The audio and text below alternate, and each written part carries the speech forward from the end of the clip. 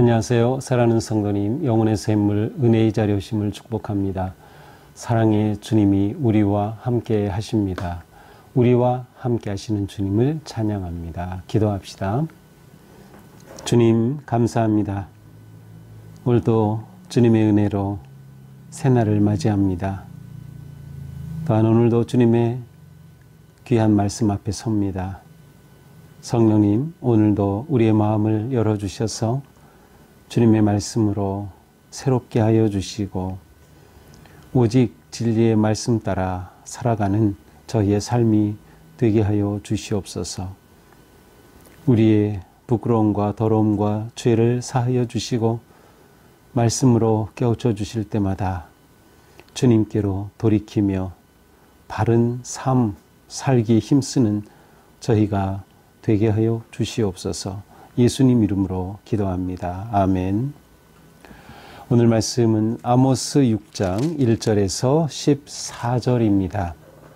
화 있을진저 시온에서 교만한 자와 사마리아 산에서 마음이 든든한 자 곧 백성들의 머리인 지도자들이여 이스라엘 집이 그들을 따르는도다. 너희는 갈레로 건너가 보고 거기에서 큰 하맛으로 가고 블레셋 사람의 가드로 내려가라. 너희가 이 나라들보다 나으냐? 그 영토가 너희 영토보다 넓으냐?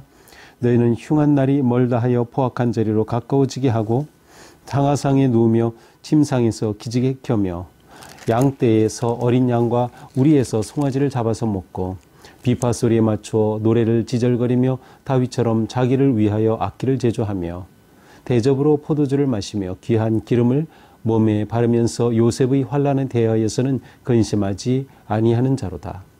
그러므로 그들이 이제는 사로잡히는 자 중에 앞서 사로잡히리니 기지개 켜는 자의 떠드는 소리가 그치리라. 만군의 하나님 여호와의 말씀이니라. 주 여호와가 당신을 두고 맹세하셨노라. 내가 야곱의 영광을 싫어하며 그 궁궐들을 미워함으로 이 성읍과 거기에 가득한 것을 원수에게 넘기리라 하셨느니라. 한 집에 10사람이 남다 하여도 다 죽을 것이라. 죽은 사람이 친척 곧 그 시체를 불사를 자가 그 뼈를 집 밖으로 가져갈 때에 그 집 깊숙한 곳에 있는 자에게 묻기를 아직 더 있느냐 하면 대답하기를 없다 하리니 그가 또 말하기를 잠잠하라. 우리가 여호와의 이름을 부르지 못할 것이라 하리라. 보라, 여호와께서 명령하심으로 타격을 받아 큰 집은 갈라지고 작은 집은 터지리라. 말들이 어찌 바위 위에서 달리겠으며 소가 어찌 거기서 밭 갈겠느냐. 그런데 너희는 정의를 쓸개로 바꾸며 공의의 열매를 쓴 쑥으로 바꾸며 허무한 것을 기뻐하며 이르기를 우리는 우리의 힘으로 뿔들을 취하지 아니하였느냐 하는도다. 만군의 하나님 여호와의 말씀이니라. 이스라엘 족속아, 내가 한 나라를 일으켜 너희를 치리니 그들이 하맛 어욱에서부터 아라바 시내까지 너희를 학대하리라 하셨느니라. 아멘. 오늘 말씀에서는 어제와 같이 이스라엘을 향한 하나님의 화가 선포됩니다. 화 있을진저. 하나님의 이 화는 이스라엘의 지도자들을 향한 것이죠. 그래서 1절에 보니까 마음이 든든한 자고 백성들의 머리인 지도자들이요. 왜냐하면 이 지도자들이 앞에서 보았듯이 백성들을 사랑하지 아니하고 불의와 온갖 죄와 탐욕으로 공의와 정의를 다 뒤집어 엎었기 때문이에요.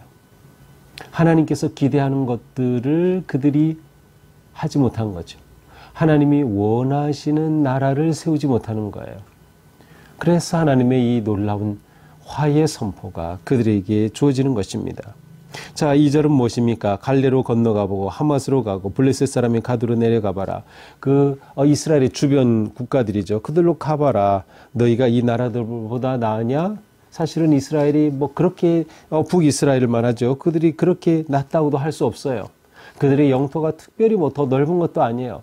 이것은 무엇을 말해요? 하나님께서 이들을 사랑하시고 하나님께서 이들을 품어주셨기 때문에 이들이 지금 이렇게 잘 되는 것이고 지금 그들이 이렇게 하나님의 은혜 가운데 번영할 수 있었던 것이에요. 그런데 이들이 하나님을 생각하지 않는 거예요. 마치 자기가 잘나서 그렇게 된 것처럼 여기는 것이죠. 그러면서 너희는 흉한 날이 멀다 하여 포악한 재료로 가까워지게 하고, 자, 이들은 흉한 날이 멀다. 그러니까 지금 번영의 날, 이 평화의 날이 우리 계속될 거다. 아, 흉한 날 우리하고는 상관없이 멀리 떨어져 있어 라고 하는 거예요. 또 새 번역에서는 이 부분을 이렇게 번역했어요. 재난의 날을 피하려고 하면서도, 자, 재난은 싫죠. 당연히. 그 재난의 날을 우리는 원치 않아 피하려고 하는데 막상 그들을 보니까 그들의 하는 행위는 오히려 하나님의 재난과 심판을 불러들이고 있는 거예요. 폭력의 날을 오히려 불러들이고 있는 것이에요. 포악한 자리에 더 가까워지는 것이에요. 재난을 우리는 싫어하고 멀리 하면 할수록 오히려 폭력의 날이 그들과 가까워진다. 이게 그들의 마음과는 안 맞는 거죠. 왜 그래요? 그들의 삶이 잘못되었기 때문에. 이미 공의를 떠난 그들의 삶이기 때문에 오히려 그들의 그러한 포악한 삶은 재난을 더욱 가까이 불러들일 뿐입니다. 이들이 얼마나 사치와 향락에 빠졌는지 4절 상하상에 누우며, 자, 이스라엘에는 코끼리가 없어요. 그렇다면 상하상은 뭐예요?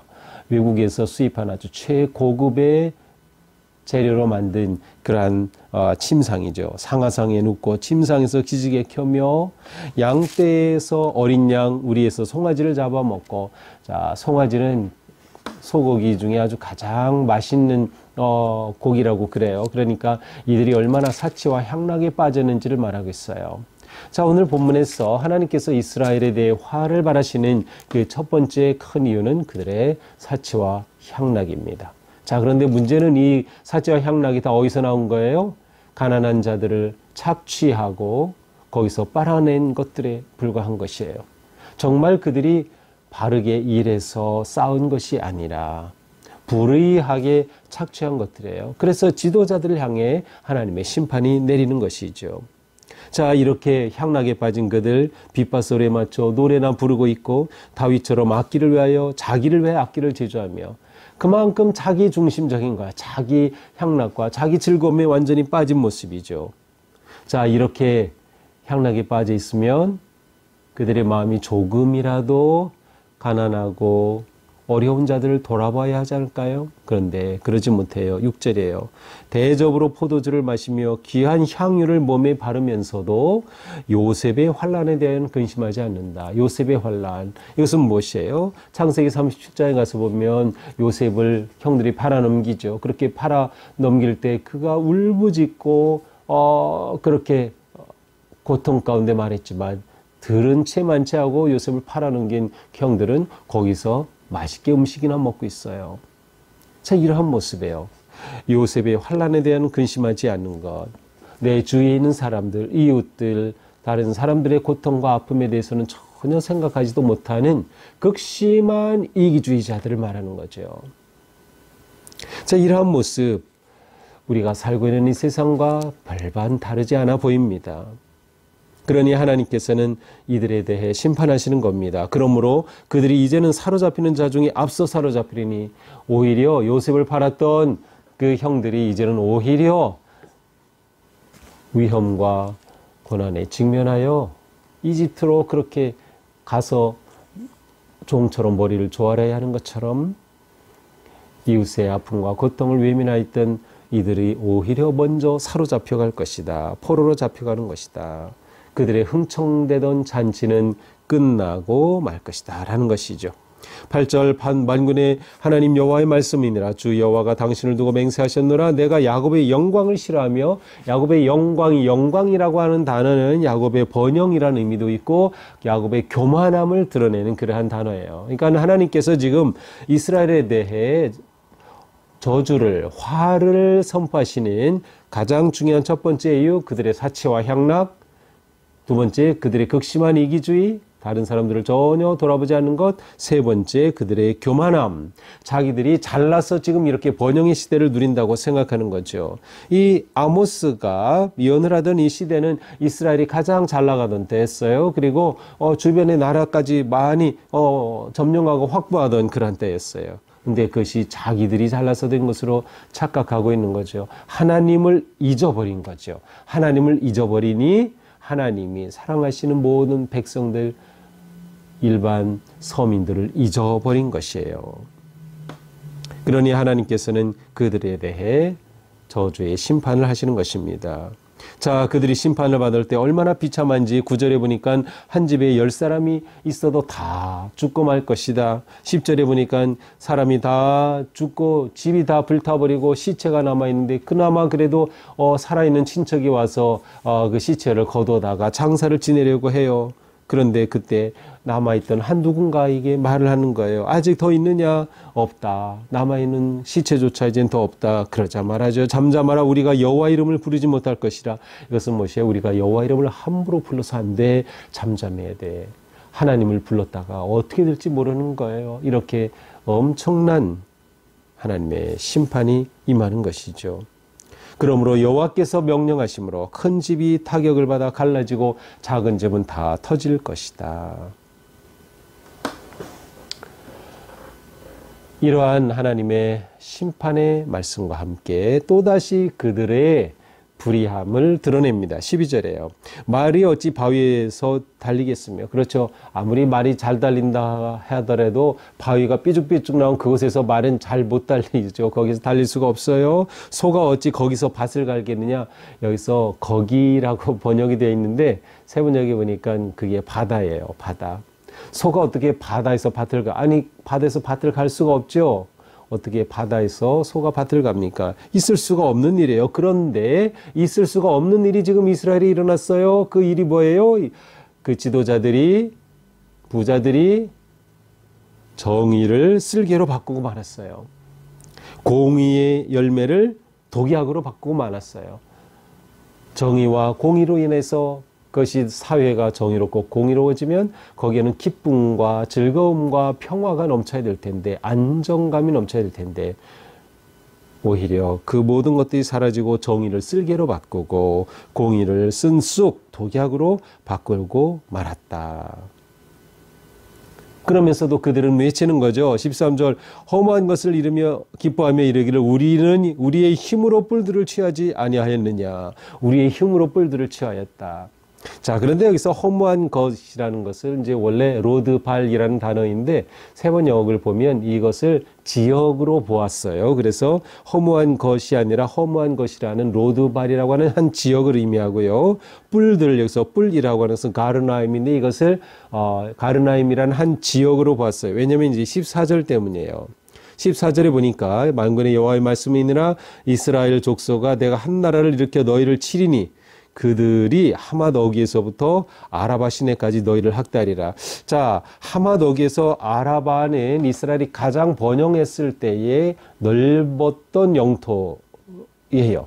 그런데 이 하맛 어기에서 아라바 시내까지 하나님께서 그들을 치실 것이다. 한 나라를 일으켜. 결국은 이제 아수르였죠. 이 한 나라를 일으켜서 그들을 치신다.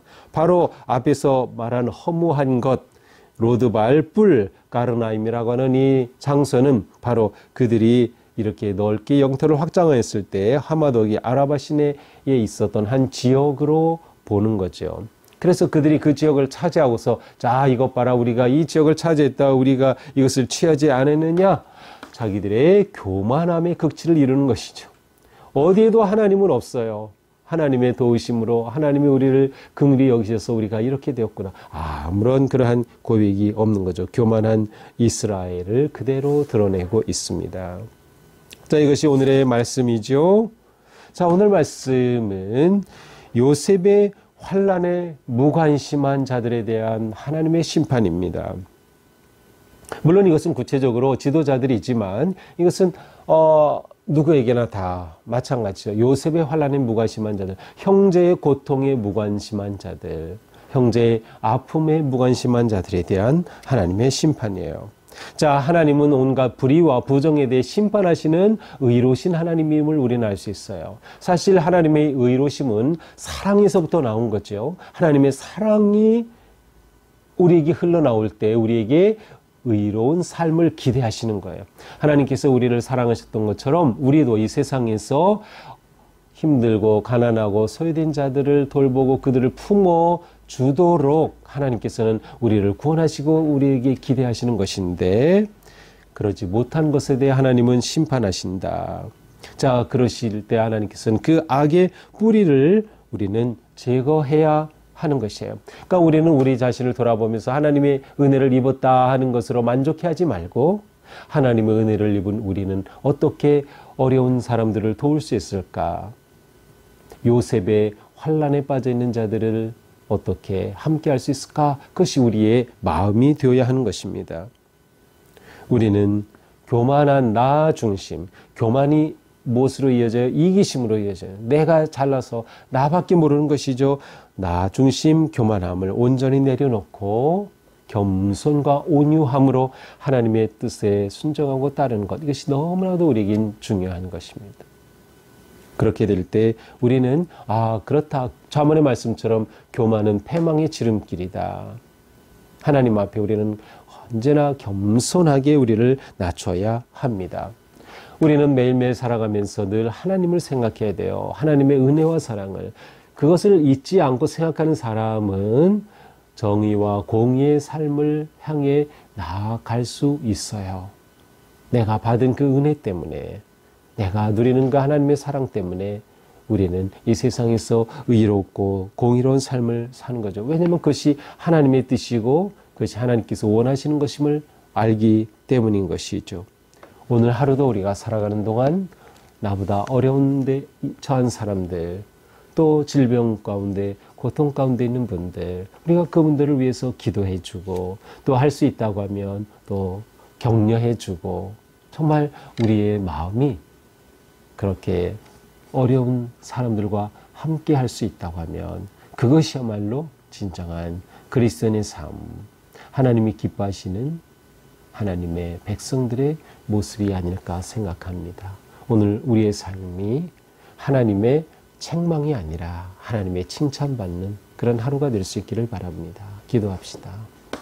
주님, 감사합니다. 우리가 무엇이건대 이렇게 저희들을 사랑하여 주십니까? 하나님께서는 저희들을 구원하시고 또한 저희들에게 의롭고 선한 삶을 기대하심을 보여주셨습니다. 그렇습니다. 주님, 저희가 극심한 이기주의 이 시대 가운데 살지만 이기주의와 자기중심과 자기 자랑과 교만에 빠지지 않도록 우리를 인도하여 주셔서 오직 하나님의 은혜에 감사하며 또한 내 손을 벌려서 누군가를 돕고 세워주고 나누고 격려할 수 있는 진정한 공의로운 삶에 헌신하는 우리가 되게 하여 주시옵소서. 예수님 이름으로 기도합니다. 아멘. 네, 오늘 하루 우리의 삶, 오늘 말씀과 같이 정말 공의로운 또 사랑을 베풀고 나누는 아름다운 하루가 될 수 있기를 바랍니다. 사랑합니다.